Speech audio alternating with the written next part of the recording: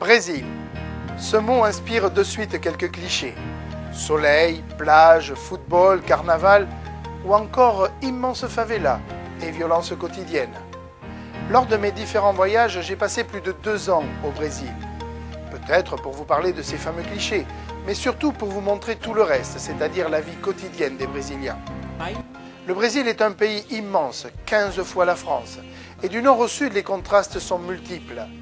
Les régions dessinent un véritable kaléidoscope, tant sur le plan géographique qu'humain. L'agriculture brésilienne est elle aussi à cette image. D'un côté, les latifundistes, des milliers de vaches sur des milliers d'hectares. À l'opposé, de tout petits paysans qui, pour survivre, avec leurs familles souvent nombreuses, n'ont qu'un petit jardin.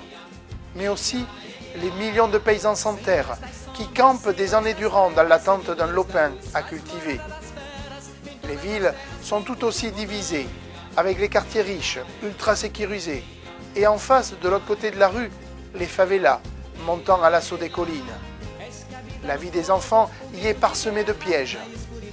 Leur chemin les conduit souvent dans la rue, d'abord pour y jouer, ensuite pour y travailler, plus tard pour y trafiquer et pour certains, malheureusement si nombreux, pour y mourir. Heureusement, de nombreuses actions se mettent en place pour les sortir de cet engrenage sans futur. Les Brésiliens citent Dieu dans toutes leurs phrases, mais il peut avoir de multiples visages. Les catholiques sont les plus nombreux, mais les évangélistes, pentecôtistes et autres protestants sont aussi très influents. Le candomblé vient du passé africain, des descendants d'esclaves, mais des sectes naissent dans tout le pays.